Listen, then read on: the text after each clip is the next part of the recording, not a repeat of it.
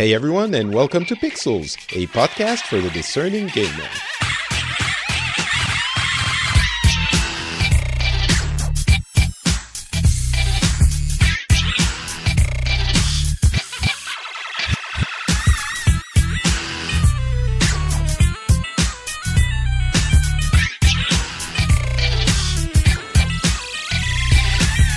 Hello everyone, and welcome back to Pixels, a show where we cover the news, the gaming news from the past couple of weeks. We talk about PC, we talk about consoles, we talk about industry trends, we talk about big news, and we do all of that and have fun at the same time. How amazing! My name is Patrick Beja, and in order to provide the fun, I need to have a co-host, because I, by myself, as exemplified by this this intro, am not a lot of fun. But my co-host for the day is Nicole Spag is joining us. Is it the first time you're on Pixels? It is the first time I'm on Pixels. How is that possible? I don't know, but I'm really happy about it. And honestly, it's way too early to be fun. And I didn't have coffee either, so I don't know how the show's going to go. Well, it's late for try. Me. So, actually, you know what? I know why you haven't been on the show. You went and had kids. Oh, yeah, that's the babies. Yeah, that's the reason. But now your kids are all grown up. They go to school. Your husband takes care of them. So 3. They're all grown up. Well, when they go to school, you don't need to worry about them anymore. That's the way I understand it. This is right? true. Yeah. Well, it's less. You get a little bit more time. Okay, that's. Mine started daycare a few weeks ago, and our life has been transformed. We're much happier people now. Not that I don't. Hey, okay, listen, kid. If you're listening to this like super when you're older, that's not what I meant. We have nothing but love, of course. But we work from home, and it's hard to. Yeah. Okay, I'm not going to be able to get out of this one, am I? You always just, I love my child. I wish I could spend every minute with them. And then you go play video games. We'll see how that turns out. But we have a lot of stuff to talk about today. Of course, Nicole Spag, for those who don't know, we've been podcasting together for a long time. We did a bunch of shows together, including the movie Licious, where Terpster was also on the show. I miss that show. It was so fun. But we... Oh, what's happening there? Sorry, I got a phone call and it apparently is it your husband? Is it your husband saying, "Nicole, I can't handle these monsters. Just drop them off." So right, we used to do a lot of shows all the time together, and now we don't so much because we're grown ups all of a sudden, and we have stuff to do. But now you have a little bit more time, so I hope you're going to be on the show a little bit, every once in a while. Oh, that would be awesome. I miss let's see how this goes first. Maybe you're going to be like, wait, what? No, wait, not again. Let's not get ahead of ourselves here. But we are going to be talking about a bunch of stuff. News-wise, there's news that Sony is not going to be at E3. We're going to be discussing that. Rumors that Microsoft is working on a physical media-less version of the Xbox. That might release in 2019, somewhere around the spring. And then a bunch of games we've been playing. Well, a couple of games we've been playing, maybe. And a bunch of other news. So let's get started with what I guess is the biggest news of the last couple of weeks. The fact that Sony is not going to be at E3 after having canceled their PlayStation Experience event, which they usually hold in December. I say usually, it's happened like 3 or 4 times. And the rationale behind the canceling of the PlayStation Experience was, well, we don't have a lot to show, so we don't want everyone to be disappointed. Right. I guess they didn't word it like that exactly. But we don't want people to be disappointed, so we're just not going to do the show. And I suspect that them not being at E3 is kind of the same thought process. They're not going to do a press conference. and they're not going to be at the show floor. So, like, literally not at E3 at all. I'm guessing they're working on the PlayStation 5 and they're not ready to announce anything. So they won't only be able to show the last games they have for this generation, which are, Last of Us 2, Ghost of Tsushima, and probably the Death Stranding. There you go. And we've seen those like 15 times already. So, first time in 24 years of E3's 24-year history, they will not be attending. And I think interesting. that's... But I can respect it, though. If you don't have anything to show, rather keep them wanting versus being disappointed. I think that completely makes sense, but a lot of people went to the conclusion that this essentially affects E3 and the industry as a whole, and for a lot of people, essentially the world is burning now.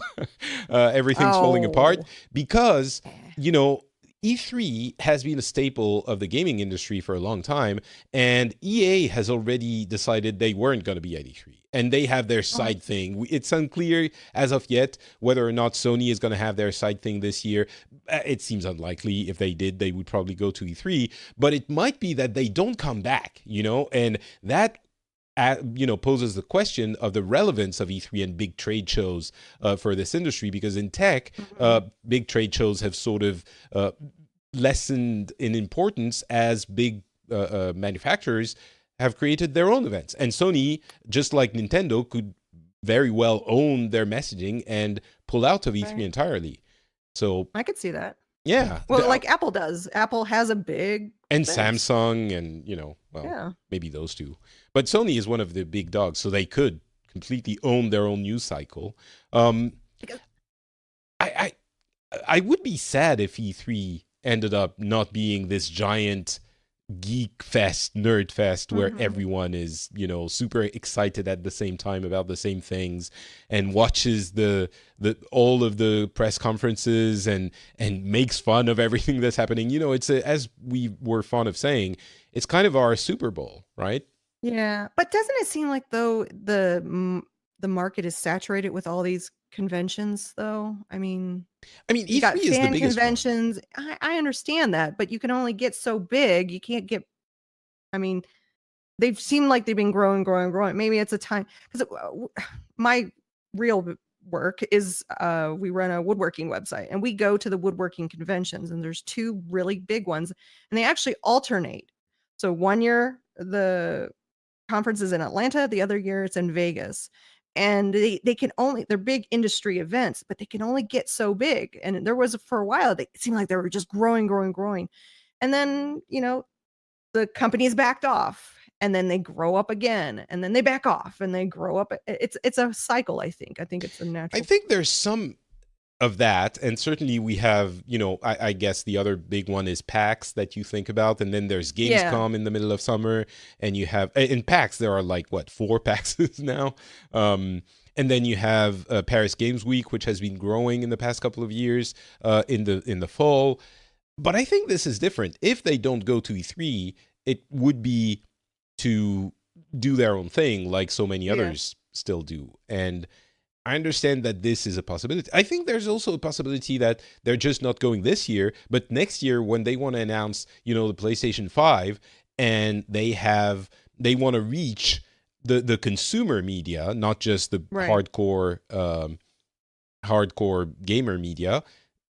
I think E3 is still the best way of doing this. Although they could just, rent a theater and invite everyone, including, whatever, New York Times and ABC and people would report on that as well, especially for Sony is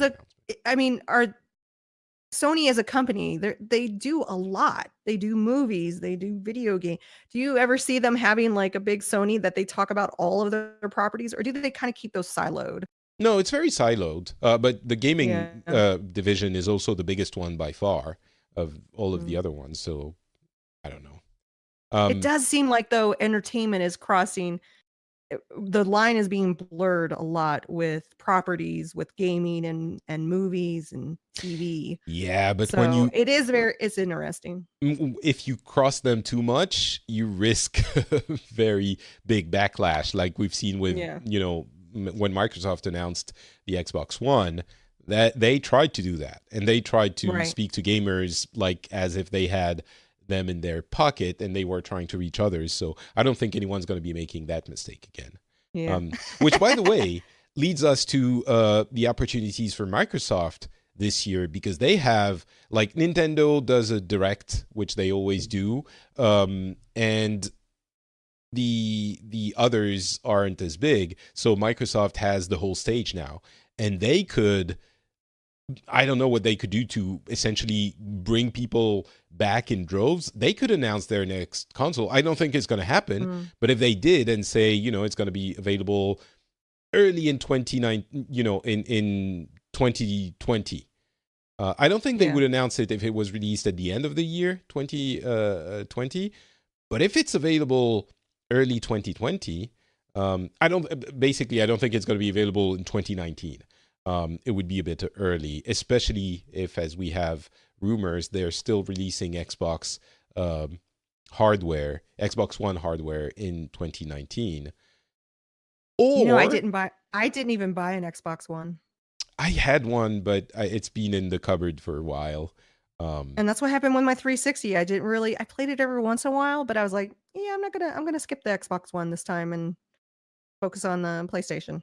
Yeah, I think it's It had more titles that I wanted to play on the PlayStation. exactly. I think, as we've often said, the Xbox One is great if you want to play the few exclusives that are on Xbox One. Otherwise, you're better off having a console that has more exclusives. And that's what they've understood. As we said last episode, they've been buying studios like left and right, and they're going to have a lot of exclusives for the next generation, which, well, let's talk about this then. The diskless Xbox One, which is rumored for 2019, would cost less than the current Xbox One S, which is $300, but you can usually get cheaper. It would be. It seems they're targeting a price of $200, around $200, which would be great. Of course, it wouldn't be appropriate for everyone because some people don't have enough internet speed to use a diskless What's device. the size? Yeah, what's the size that they're given? Is it like a terabyte or anything? Oh, I'm guessing it would be a terabyte. It better be big. Yeah, obviously, yeah. I mean, I could see 500 megs, but it would need a terabyte, Megs? I think. Not megs, gigs, sorry. Gigs. I was like, where are we in 1999? But yeah, I mean that could work for some people. We were talking before the show, and you were telling me. I download all my games anymore. I actually get annoyed when I have to get up and change out a disc. Me too. I think it comes with parenthood, maybe. Maybe. You're like, I can't get up from my couch. What is this, like 1973? What are you talking about? But like with the Fallout 76, I just queued it up to download and it was done. And then I watched the little countdown go, okay, you can play now. I'm like, oh, I don't have to do anything. I just hit That's start. what I do. That, like, the annoying things, it's now ironically more expensive to buy the game digitally than it is to buy the physical copy, which is moronic because we have more restrictions with the digital version. And the other thing is you usually have to wait. Well, you have to wait until release day, when sometimes the physical copy you can get in some stores before. So, right. But still, I also buy all the things physically. I mean, digitally. So I could completely see that device being appealing to some people. And so this is where it gets interesting, I think. If it sort of has the tech included that could transform the device into an Xbox Scarlett, with the streaming technology, or just, the downloading the games. If it like could a whole transform into media center, right? Well, I mean, you've heard about this, the Scarlett service that they're rumored to be preparing for the next generation, right? Probably, but I don't remember.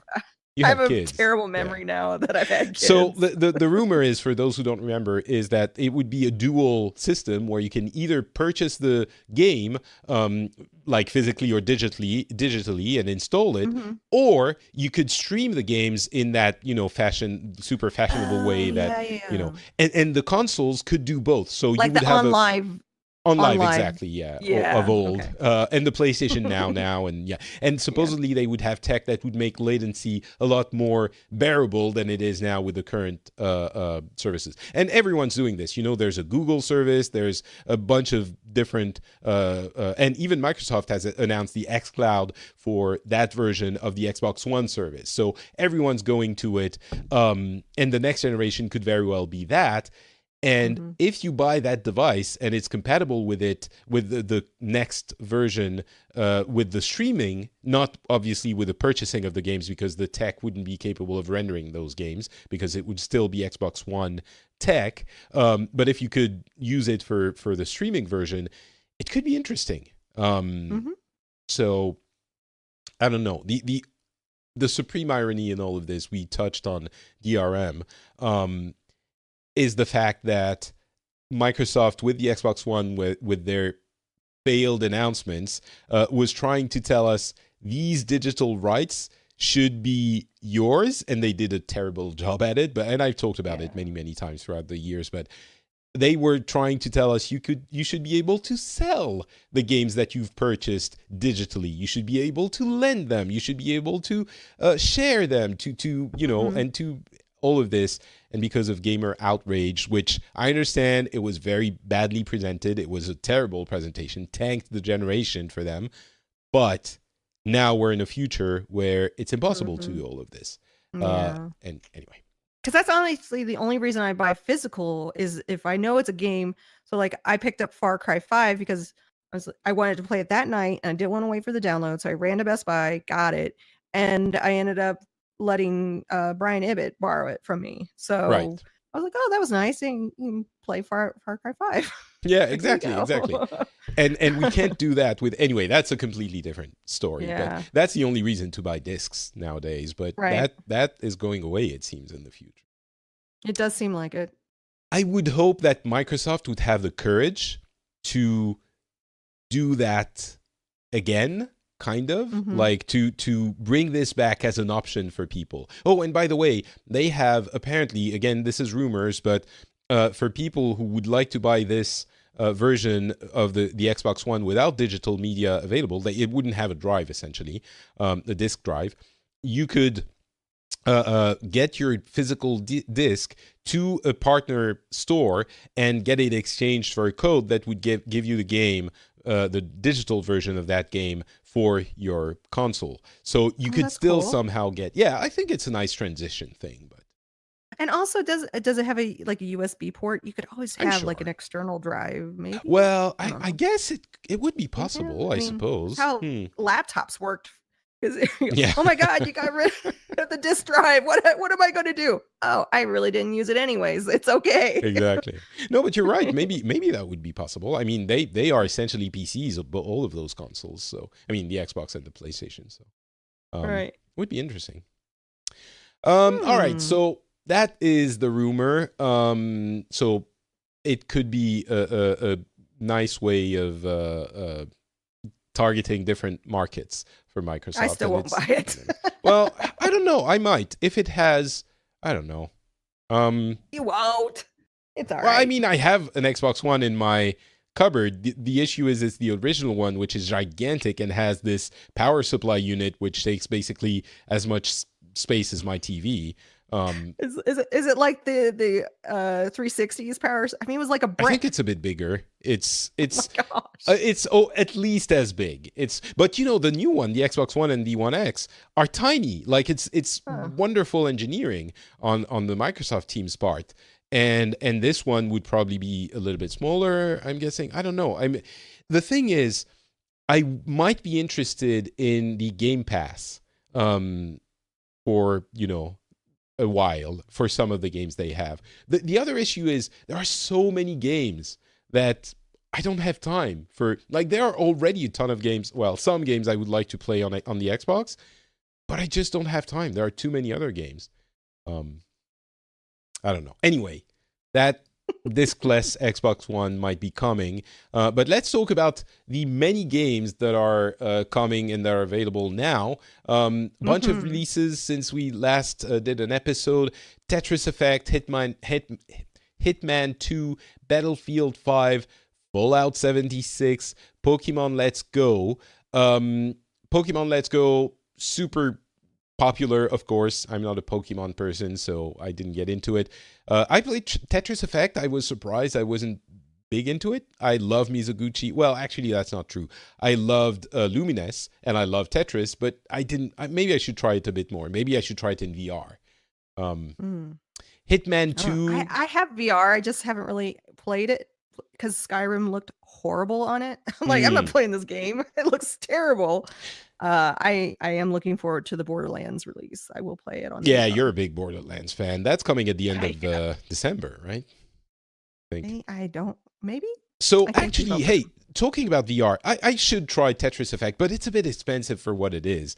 But I should try it in VR because I think this game is very well suited to that kind of experience of enveloping experience. So I really should try it. And I finally plugged back in my PSVR.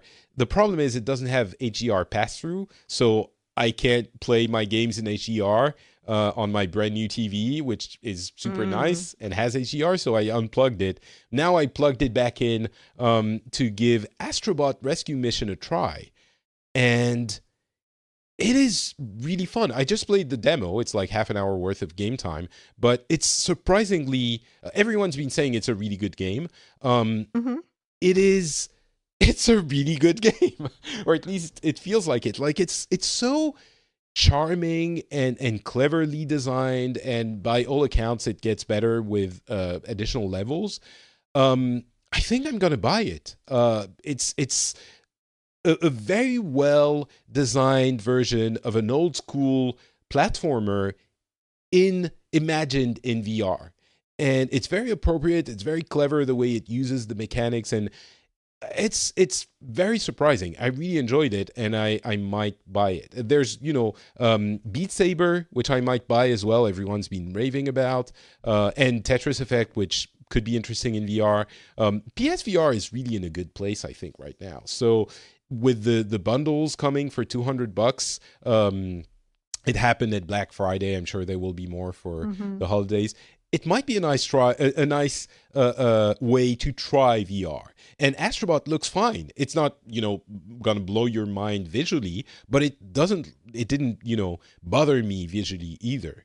So PSVR is in a pretty good place right now. And I wouldn't recommend it to someone who's not curious about VR. I wouldn't say, go get it now, it's awesome. But if you're curious, it's starting to be at $200. I think it's a pretty good purchase. It's honestly a novelty. I don't even know like how well the Borderlands game is gonna turn. Yeah, I don't have high hopes.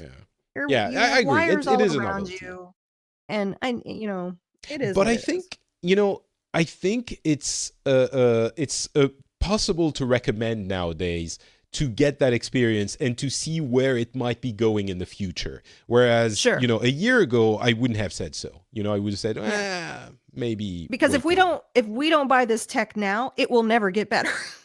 So, I don't know. I think I wouldn't be surprised if Sony did a PSVR 2 for the next generation, just because they want to be, with a better version of the hardware and everything. It's already the most comfortable, the best compromise. Anyway, we'll see.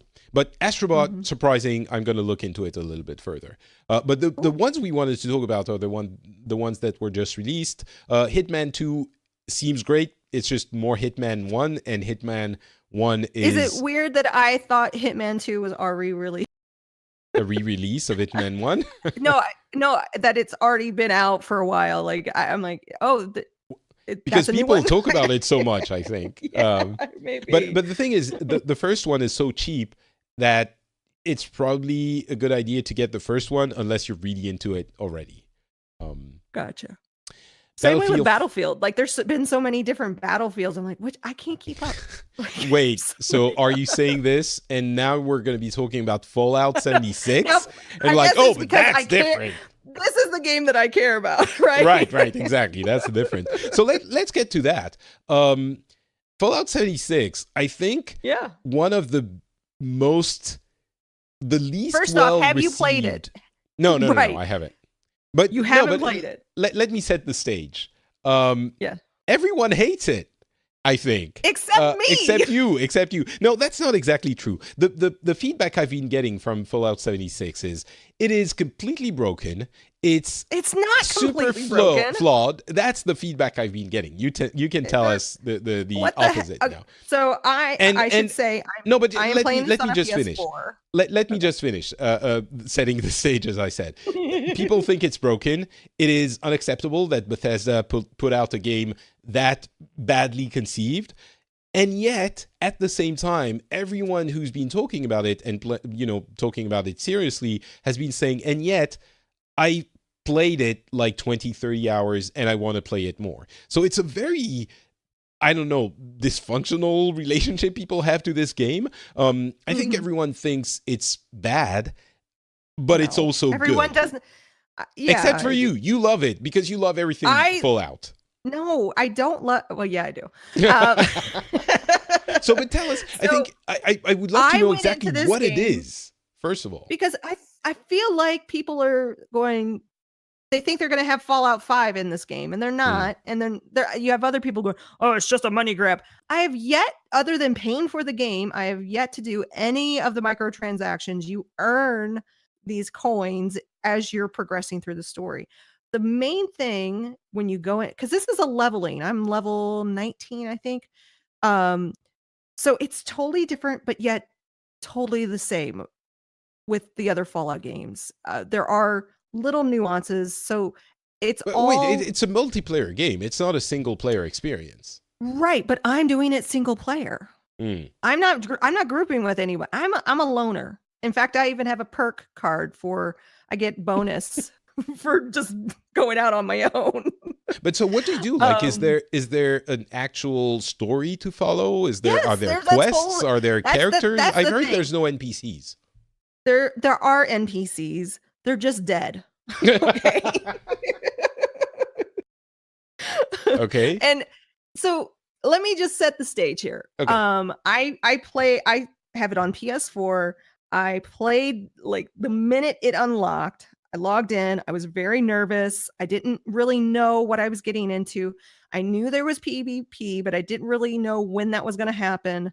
So I basically just followed the quest. And the quest is the Overseer has left the vault before you did, and you need to go find the Overseer's clues as she's kind of surveying the land to find what's been going on.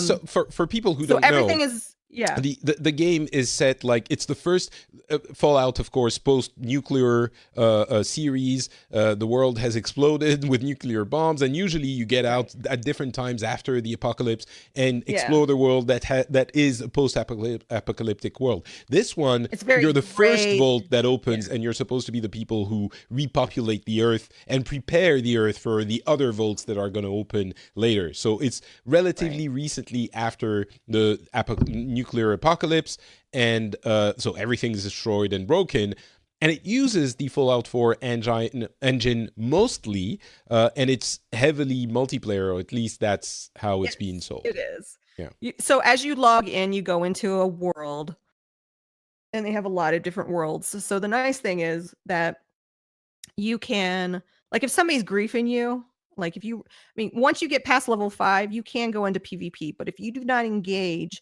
you take a lot less damage if somebody's trying to kill you, which is nice. So you can even log out and log back in, and you'll go to a totally different server. So there's ways around, because I know some people were like, oh, somebody's griefing. Well, you can do stuff about that. I have yet. The only annoying thing is right now, I guess the audio's on if you have a mic. And so I was in this one zone, and I just hear this guy breathing and like coughing and breathing. I'm like, dude, just turn off your mic. What is the It's deal? like proximity. Yeah, it's a proximity. So we were in the same zone together, killing a new type of ghoul called the Scorched, Okay. who actually shoot at you. Which I was like, whoa, wait, I'm not used to that kind of ghoul. And like I said, the story, all the NPCs are dead, but you get the story and you get the quest through the audio files, those holotapes. And so you're collecting these holotapes and you're kind of piecing together. For me, I like it and I don't like it because I always have hope that I'm going to find, because like I have one mission where I have to go find somebody. I'm like, maybe they'll be alive, but I know they're not going to be alive. So you feel completely alone in this world because it's just, there are other people like you out there, but as far as the people that survived, you're kind of piecing together stories. And I love games like that where I kind of unwrap the story through different means, whether it's computer terminals, hacking the terminals, gathering, very BioShock, right? But So you don't feel you're like playing it. like the solo half of a game that isn't a solo game. You don't feel you're getting a lesser experience than, because it feels like you're playing it like a Fallout 3 or 4, New Vegas or whatever. I kind of am because I don't like people. Okay, but isn't the game less than those? So why did they give me a loner perk? Because they know people are going to play this game on their own. Right. No, but I'm not asking if it's. Yeah. I'm not asking if you're, if it's impossible. I'm asking if the game is less good than those other 100% solo player dedicated games, because this one has even though you're not using it, it has an emphasis on multiplayer and like you're not using half the game. Are you feeling like you're playing half a game? No, I don't. Okay. They also have these things called events. Think Rift. Remember how Rift would have those big group events? Right. Or for people who didn't go sleep in 1999, Destiny, I guess, has public events as well. Yeah, Destiny. Okay, whatever. I'm thinking MMOs, okay? But I remember when Rift did that and we were like, "Oh my gosh, this is so cool." And they have these like events throughout the whole world, and you can group together. You don't have to actually physically group in the game. You just show up and you work together and you just So do you partake in those? I do, yeah, because those are fun. And I really, like there's one where you have to protect the food. There's like a food factory where you're repairing it and you got to protect it from, because it's loud, so all the ghouls come. So there was like me and two other guys just trying to protect the facility as the time ran down. And then once you do that, you get a ton of loot. One of the cool things Destiny. Is this is exactly I played Destiny. I know exactly what Destiny is. So is it comparable? Like this kind of alone doing your thing, but sometimes you hang out with other people and then you part ways and like, yeah, bye. Yeah. I see. And there's even like little emotes where you can wave to them. Right. So there's all kinds of emotes that you can do. Some of the cool things I love, like they've expanded on the music. So one of the elements that I absolutely love in Fallout is the radio station. Right. And so they've brought a lot of the old songs from Fallout 4. So like the Butcher one, and there's a few others. And it's nice because I'm like, oh, I like this song and I miss it from Fallout 4. And I really feel like Fallout 4, especially the DLC, prepped me for 76. The DLC had a building and I was building like crazy. I finally got the hang of it and I'm building and building. Well, this is the same thing. So you have a camp that you can lay down and then build up your house, and you can put all your stuff in there, and you have what is called a stash. And in that stash, it's safe. So as long as you put it in your stash, nobody can get to the stash. If you get killed in the world, you lose, I think, your junk, and it all drops into a tiny little baggie, and you can go back and get it if you can get back to where you died. Can other people take it from you? I don't know that. Okay. If they can find it, it's like impossible to find. I mean, it's a I'm sure brown there's paper. PvP you can get Yeah, something from, yeah. or But yeah, maybe. it's also my junk, so it's like Hmm. whatever. I can find more junk. In fact, I have so much junk now that I my stash is full. Like you can only have 400 items, which is kind of annoying. I want more, so Yeah, I'm I've heard having they're to like gonna patch that. Oh, good.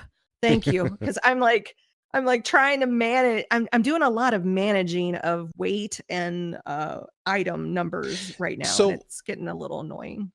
I guess the fun you're having is just exploring the world and being in a full out world. I'm Yes. not getting the feeling that people who don't have a particular love for Fallout would get anything other than being in that world. Like, they're, I don't know, Well, it's hard like to for describe, instance, but my I'm on a show called Lay's Elite, and one of my co-hosts, Stephanie, she does not like Fallout 76 at all. Like she does doesn't. she She's like the like, other I Fallouts? She did. Okay. She liked Fallout 4. She's like, "Oh, those stupid bloat flies, they kill me, and oh, I got attacked by a bunch of ghouls." I'm like, "What are you doing? You're exploring too early.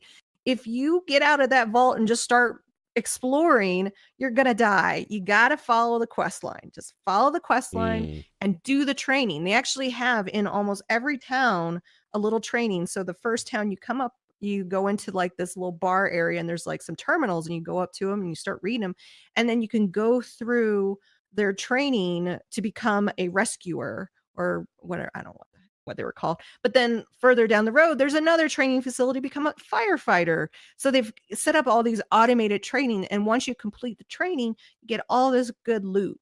And then you get leveled up and all that stuff. And one of the cool things that you can do now is dilute your stim packs and your RADaway. So a lot of the things that help you, um, you can actually break them down and make them last, because things are scarce in this world. Like I'm Yeah, there's a looking. survival Oh aspect to it, yes. right?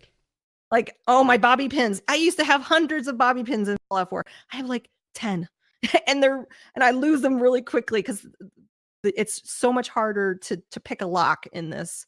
Mm. Everything's just harder, and so you got to be slow and steady with this game. Okay. I'm having a blast with it, and if you wanted to play, I would bring you in and I would help you. Well, I'm not a fan of Fallout to begin with, so I'm Well, guessing if you this don't game like it, isn't then for me. yeah. Yeah. If you don't like But that world, then it's not that kind of, you wouldn't like I it. do want to ask about the bugs though, because everything I could read and see on social media and in other podcasts Mhm. and on reviews was this game is riddled with bugs. Some of them game breaking, and it seems like you're saying you have Yeah. never seen a single bug. No, I didn't say that. I will Okay. say that Bethesda is known for their bugs. In fact, I was playing Fallout 3, and I tried to play the DLC on the PlayStation, and I couldn't. It was like game killing. Like I didn't even play the DLC because it just killed the game. So are you saying it's Um not worse than usual, or it's not worse than usual for me. okay? But that in mind, a few days ago, they had a huge, it was 47 gigs. It was basically replacing the entire game patch. It was huge. Hmm. And that, I think, probably fixed a lot of the instabilities.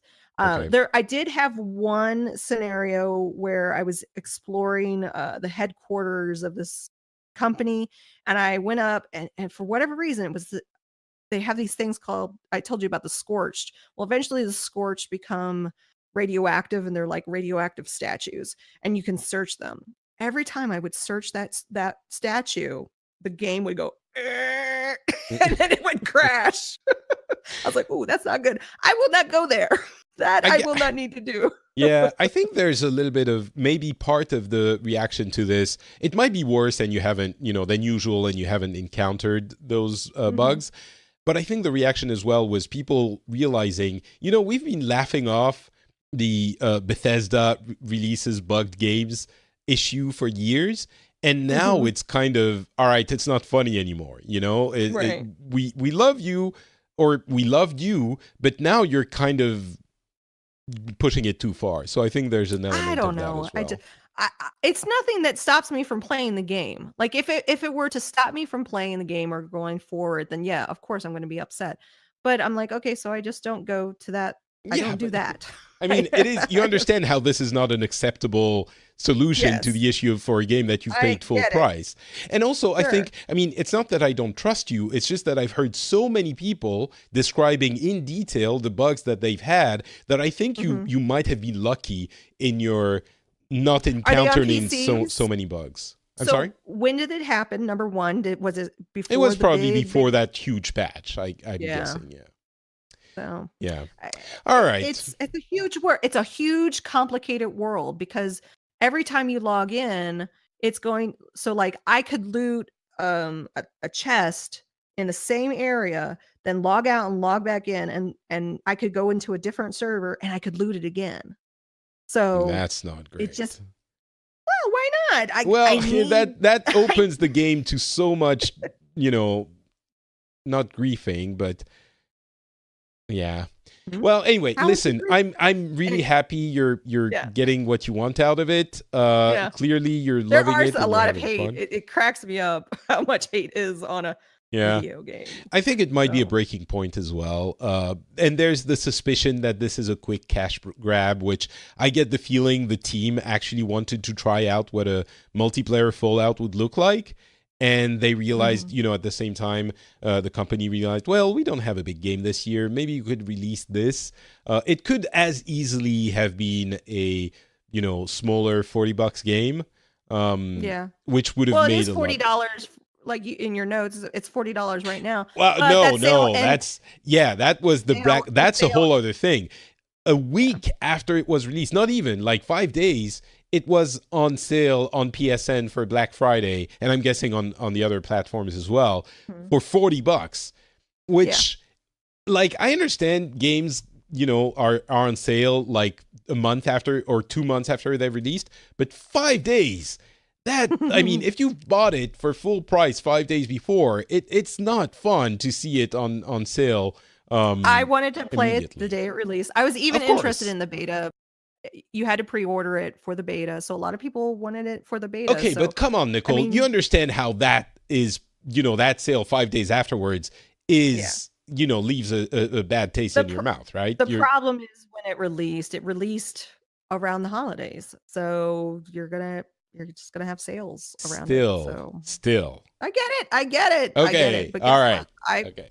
I paid what I paid. There's no sense crying over billed money. Paid money. I get that you're having fun and you like the game and you're fine with that, but I also understand that some people who have bought it like 3 days before, they're like, oh, Sure. it was released 2 days ago. Wait, what?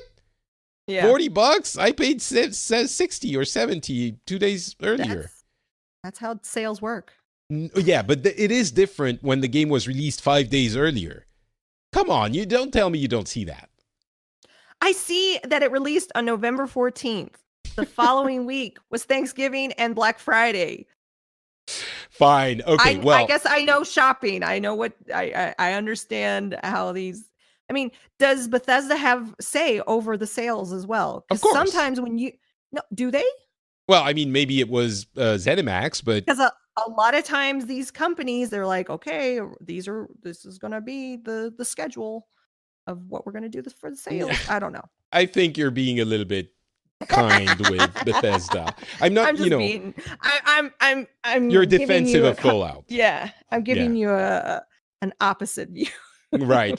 Yeah, which I'm not. Usually I'm the one who Oh my God, we defends should the. be upset that it dropped. No, listen. $20. I'm not saying it's the end of the world. I'm saying I it know, feels I know. bad that 5 days after you paid it full price on release day, it's $40. I think Sure. it's reasonable to be upset about this. I'm not saying you should burn down your house in protest. I'm saying it's reasonable to be upset. And I'm usually the person who says being angry, people are too angry about stuff. I'm the one trying to find, balance in the force. Are you playing Red Dead too? I played it when it was released. Now I found better things to do with my time. Yep. me too. I think Red Dead is a very interesting game that we'll be talking about for a long time to come. I just don't think it's a great game, but I think it's a great for lack of a better word, it's a very interesting piece of art. And it's trying to do Mhm. things that are different and interesting in the same way that some indie games do, except this one, as I said when I first talked about it, has a, quadruple A budget. So that Mhm. alone is interesting. And there are many things to discuss. I'm sure we'll talk about them Yeah.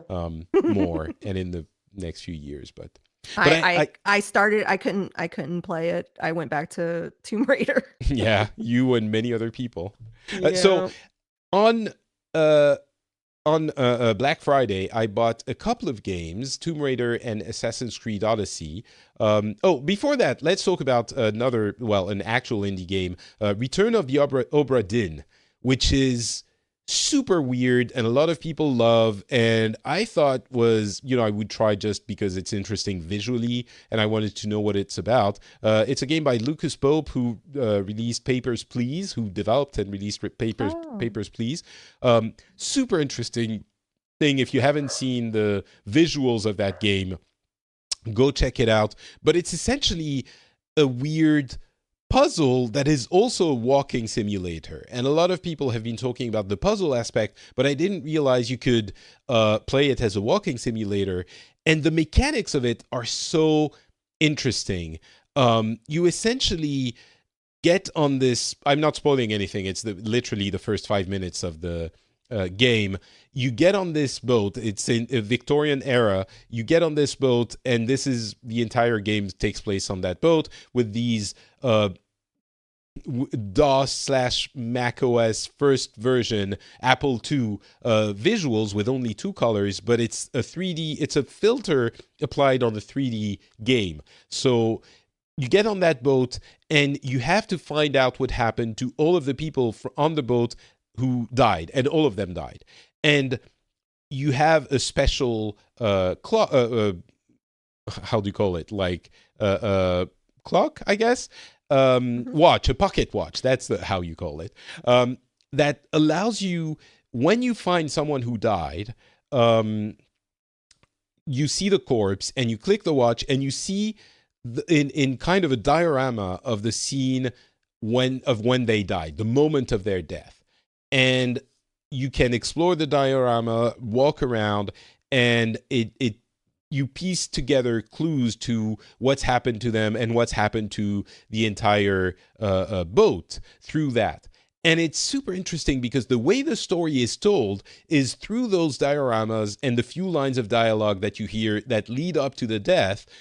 And you go sometimes back through time and then forward through time to explore the events that led to all of this unraveling.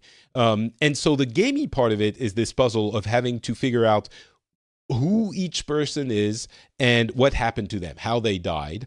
And the story aspect of it is very strong as well. So with all that said, I don't think the game is for me. So I'm Mm. not necessarily going to be playing it to the end.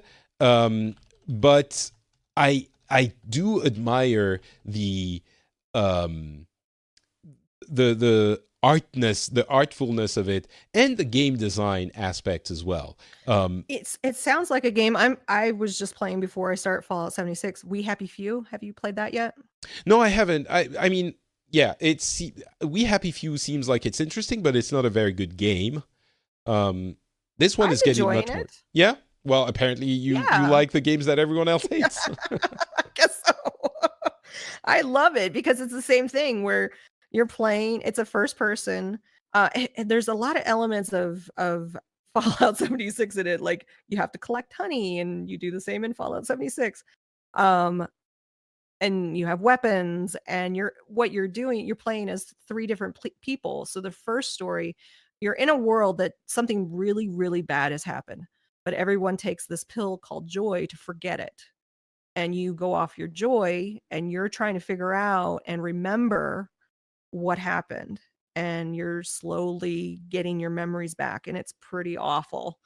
And that's the first guy, and you play as two more characters, and you're kind of finding out what happened to this small little island town, and you pick up these masks that give you glimpses to those memories. Hmm. So It seems it sounds surprisingly very similar. similar. Yeah.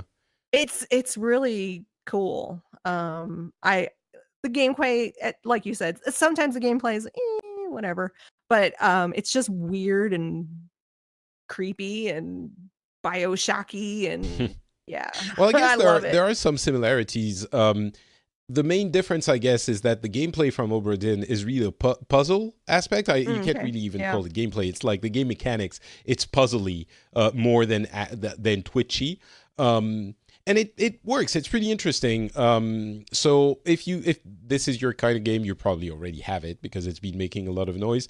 But it's worth checking into for general gaming culture's sake.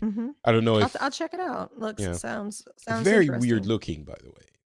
I love those weird games. I just Okay, love it. if you haven't seen what it looks like Google it now.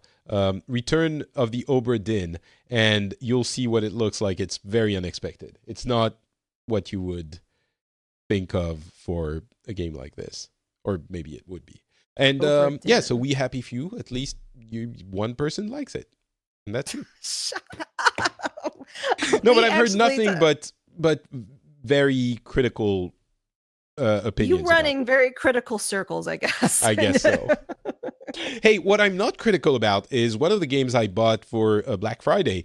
I've loved it so much, I haven't even tried the other one. So I bought, as I said, Tomb Raider and Assassin's Creed, and I've been playing Assassin's Creed Odyssey nonstop. I was Yeah. very apprehensive of the game because of those critical circles I run into, apparently.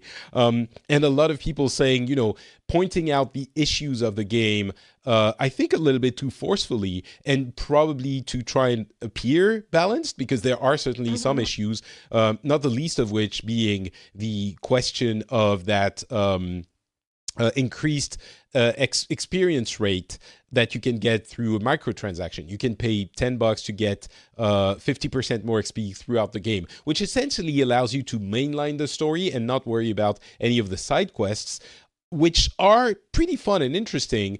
But if you don't do them, then obviously you can't mainline the story. You can't go through with the story.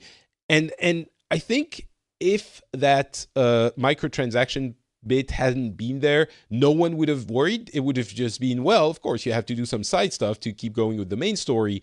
But since it's there, of course, everyone wonders. And that's a legitimate question. We wonder if they haven't put so many side things to do and lowered the level of XP you're getting to force you to, to encourage people to get that XP boost. So I don't think the... Go ahead. Oh, go ahead. I was going to say Mark is playing this game, Odyssey, and he did the boost. He actually was Really? he was worried about it, but he only has like 2 hours a night to play, Right. and he was really enjoying it. And he's like, "Why am I beating myself up? I want to play this game." So he did it, and he's like, "I just did it." It was like this big achievement. He's like, "I got rid of the guilt," and Yeah. I think this is a I legitimate concern. Oh, go ahead, finish up. I'll No, I was just saying that he was glad it was there because it gave him enjoyment of the game.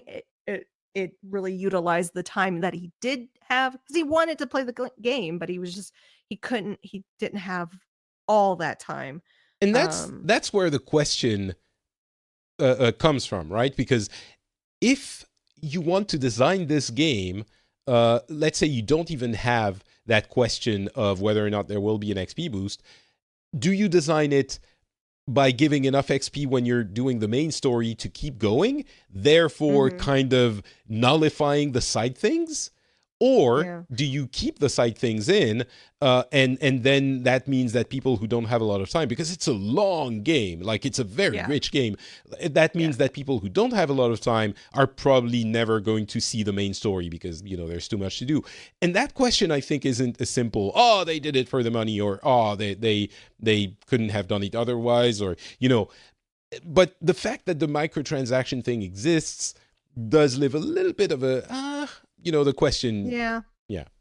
But regardless of this, they're trying to work both sides. They're trying to work the side that, the person that has all the time in the world, they're, for 40 plus hours and play that game. And then the person that has only a handful kids, family. Gamers are getting older, and Of thus they course. have less time. But they could have designed So the game from the, I don't know, they could have enabled an option for this, or I don't know. I mean, yeah, maybe. anyway, I don't want to spend it. It is what it is. It's been Sure. discussed to death. I want to focus a little bit more on the fact that, well, actually, the game is really awesome, and it's the question of, is there some unnecessary filling in that game? I guess does exist, but there are so many things to do in this game. So first of all, the gameplay, I don't know why it didn't grab me in Origins. Maybe it's different enough that it grabbed me here and not in Origins. But I got into it immediately in this one. The setting might have something to do with it. Ancient Greece might speak to me more than Egypt.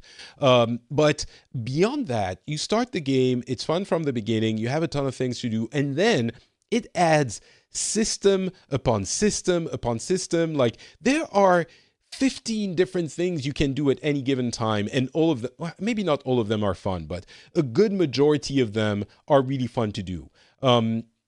As Mark found out, you have to be willing to do side things on different islands, but those things are fun too. So I don't really have a problem with it. It does take a lot of time, but it does add systems that are, it's very reminiscent of Shadow of Mordor, and especially Shadow of War, which I think it got a lot of inspiration from. In the mercenary system, there's a mercenary rank system that you climb through. I don't want to say too much because maybe some people are going to find out and it's going to be fun, but that is pretty well known. There's balance of powers on the different islands that you can weaken by attacking and burning their supplies and stuff, and then you create a battle opportunity where you can defend or attack whoever, because you're a mercenary, so you can sell your services to either of them. And it's just, I was very surprised that I'm enjoying this game so much, and quite honestly, at how good this game is. Like, it was really interesting. We were talking about Red Dead Redemption 2, and I had Red Dead on my hard drive, and I installed Assassin's Creed Odyssey. And for the first couple of days, it was like, so am I going to play one or the other? And invariably, I went to Assassin's Creed because I'm having fun playing Assassin's Creed. Yeah. So that first chapter of Red Dead is just a slog. And I feel like it almost being like, oh, you say you're a fan of Red Dead? Well, try this. See if you can get through this.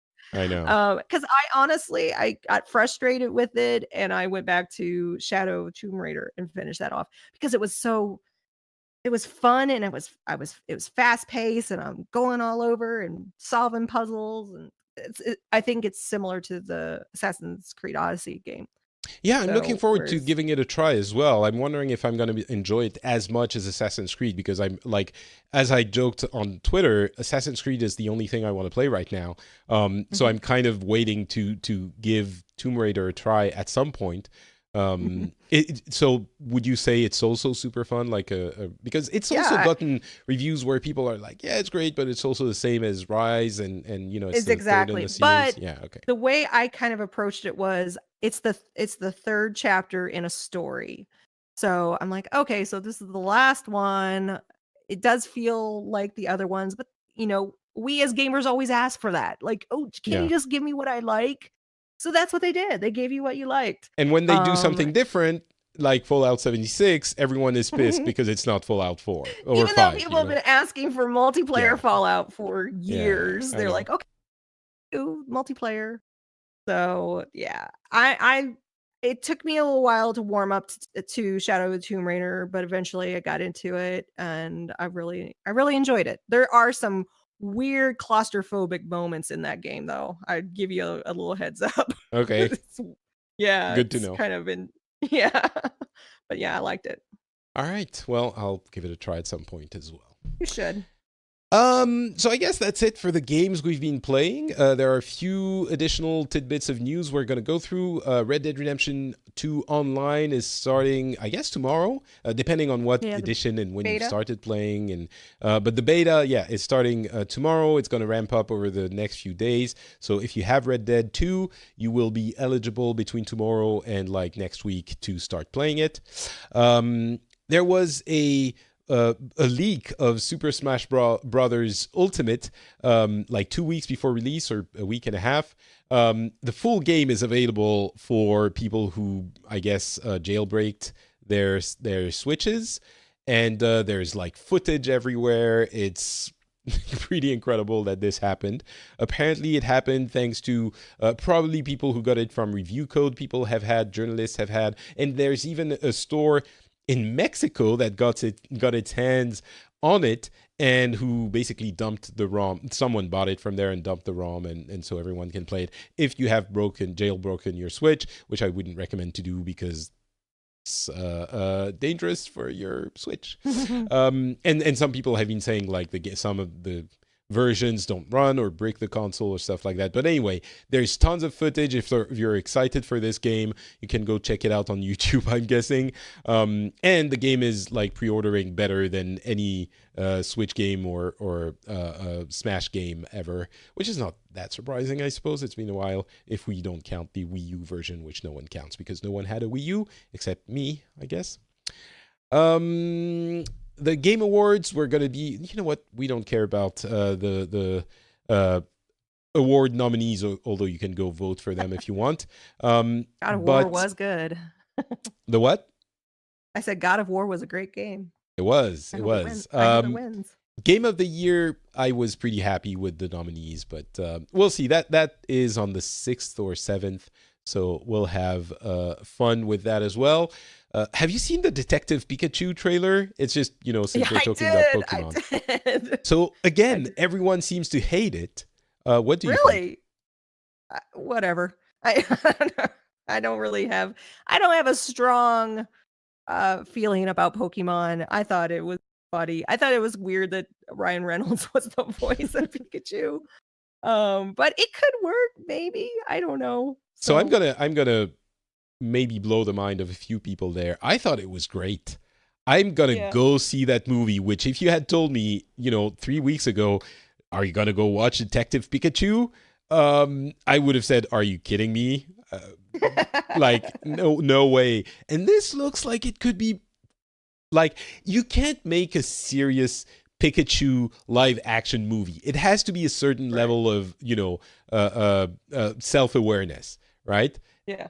So unless, you do it for kids, and that's a completely different movie. So I don't know. I thought it was fun. I thought the take seemed to strike the right balance between serious and self-aware and fun. So I'm curious. I'm gonna go see it, I think.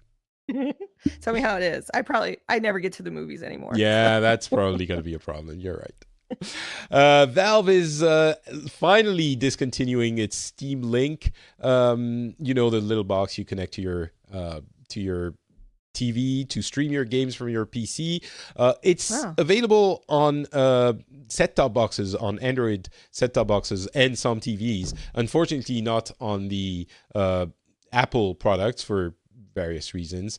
But yeah, so the Steam Link, it's interesting because it seems Valve is kind of finally getting away from hardware, and maybe it means they're going to start making games again. I know Artifact is just releasing now, but that almost doesn't count. I don't know. It's like, it's a card game, which is fine. I don't have anything against card games, but yeah. What else? That doesn't really matter anymore. I'm going to just reference the great article by Jason Schreier about Diablo and the feedback and sources he got from people inside Blizzard, and what happened with that whole fiasco at BlizzCon with the announcement of Diablo Immortal. Go check it out if you haven't. It's a really interesting read if you're interested in that. It's super long. There are a couple of tidbits of information that I think are especially interesting to point out. I will say there's a lot of pointing the finger at Activision in the current state of Blizzard, which I'm not sure I agree with. Big surprise. I'm a Blizzard shill in the eyes of some people, but I did work at the company for 5 years, and it was a while ago, so maybe things have changed. But at the time I was there, it was after the merger between Activision and Blizzard, and at the time, Activision was always the bad guy. You know, already back then, people were saying, "Oh, Activision has done this, and this is because of them that this is happening." And like, my personal experience, I never felt that in the company. Like, I never felt the influence of Activision being negative, and yet it was always being touted as the bad guy by the community. And on the contrary, like what I've been saying for a while, I was very wary of Activision's influence on Blizzard when I joined.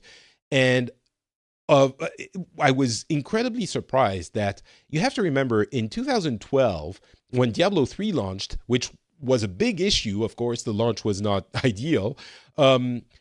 Some people, you know, it would have been fair to expect that given the state of the company, StarCraft 2 wasn't doing great. Diablo 3 had launched and was having issues. World of Warcraft was off its impossible rise. You know, it was around 2010 that subscription started going down instead of up.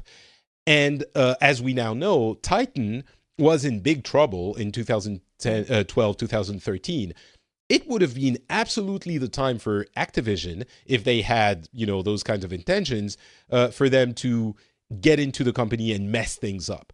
And honestly, they didn't, or I didn't feel it. But my suspicion is that they know that Blizzard knows how to do games, and they gave Morheim and the company time to make good games that would sell that well and make them a lot of money. So I don't see why now they would all of a sudden jump in and start cutting costs and firing people, and like that makes no sense. So until I have like I'm going to wait a little bit more to give credence to those kinds of speculations. And I would encourage people, I don't encourage people to do anything. You do whatever you want, whatever. But I think it makes no sense that Activision would jump in now and mess things up, because they haven't before, when it made a lot more sense to do that. Right. I will also say that the question of cost cutting that Schreier talks about, given the from his sources, again, look at the situation Blizzard is in now. We now know that Diablo 4 is not going to come for a while. Battle for Azeroth was just released. Hearthstone, Heroes, and Overwatch are getting a little bit long in the tooth. So they don't have anything coming for the next, 12 to 18 months. Maybe more. It would be, it's not that they made $1 billion with whatever game 2 years ago, so they should be happy with this and continue at a breakneck pace. That's not how it works. If you don't have, if you want to keep people developing and doing the work they do comfortably, you have to be a little bit conservative. So I would be very interested in knowing where the cost cutting is happening. What we've heard from the sources is that staffing is not on the chopping block. Like if you need a developer, whatever, you can hire people. And that's the most important thing. So given that, I would be curious to know where the cost cutting is happening. Maybe it's in trade events that you don't go to because you don't have anything to show. Maybe it's on, I don't know, champagne celebrations of a game, patch release or whatever. They have those game celebrations for champagne celebrations that we see pictures of on social media. I don't know. But the fact that they're not cutting on staff is a good sign to me. So it seems to me like conservative management rather than, oh my God, you're spending too much money. We're going to cut your everything in half, and that's going to hamper your ability to make games. So I don't know. When the other thing I hear a lot is, they're just trying to make. Well, duh, they're a business. They're trying to pay people for the work that they're doing.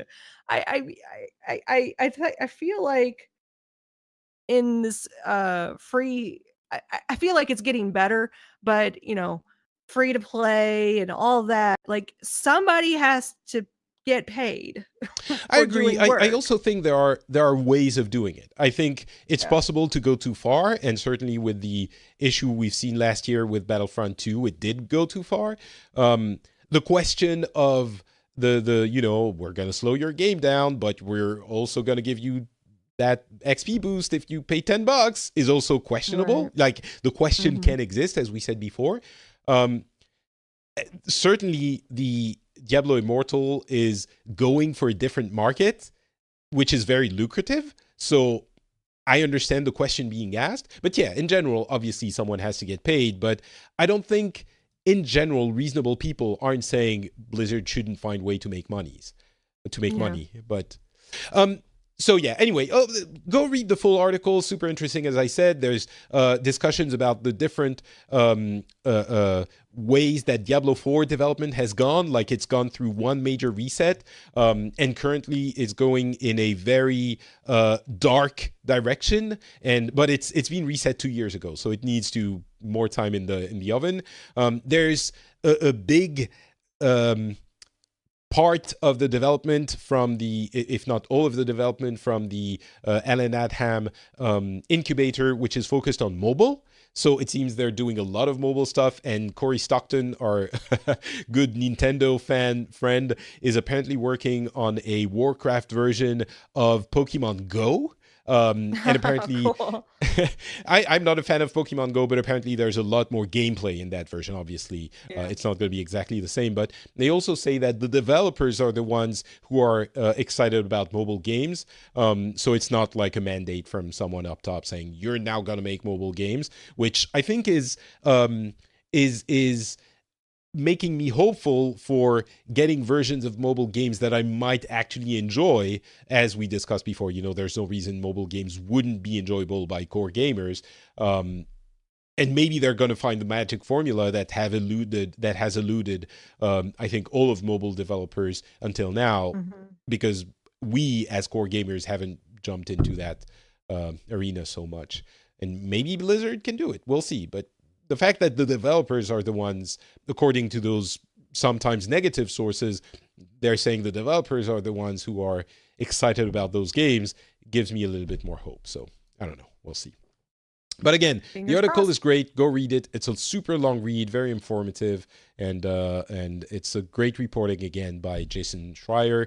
And I'm providing you kind of the positive spin on it, and there's a lot of more concerning stuff in the article. So if you're curious why I'm being like, oh, this is like this and like that, go read it. It's very interesting. And that's gonna be it, I think, for this episode. We're done. Yes, we covered a lot. Yeah, we did. We usually try to do that. So thanks so much, Nicole, for being on the show and sharing your love for Fallout in the face of adversity. I just can't help it. So you mentioned Ladies of Leet, and maybe you also have a Twitter account you can promote if people want more. I do. Of Nicole. So Kim, Stephanie, and I talk about video games over on ladiesofleet.com. Can you believe we've been doing that for almost 10 years? 10 what? years. No. Yes, it's you coming up on our 10 You're year. lying. Yeah, we took a break, but then it was we came a pretty back. long break, though. It was what? It was 3 years? It was 2 years. Okay. So I guess you could deduct. No, but you started 10 years ago. I can't believe this. It's like I remember listening to you and sending I can't remember if it was recorded stuff or just emails. I can't believe it's been 10 years. I didn't even know my wife 10 years ago. That's insane. Crazy. Yeah. Well, Movielicious would be 10 years as well, because we started Movielicious around the same time. We actually started Movielicious before Ladies of Leet. Yeah, that's what I thought. Yeah. But you can also follow me on Twitter at Nicole Spag. So that's all over as Nicole Spag. Excellent. Oh, damn it. I had an excellent joke about Fallout 76. I was going to say something like more like Fallout flat on your face 76 or something like that. I had prepared that joke for 3 days. Damn it. That was a terrible joke. I'll use it as a title. It's fine. I think it will work. That's all. All right. Well, thank you very much, Nicole Spag, and the link will be in the show notes for your Twitter account, and you can find everything she does from there. For me, it's Not Patrick on Twitter, Facebook, and Instagram. You can also find this show and another one at FrenchSpin.com. If you're interested, go check it out. And if you have something to say about what we've been discussing, you can go comment on the blog at FrenchSpin.com. We thank you very much for listening, and we will be back in a couple of weeks with another episode. Talk to you then. Bye.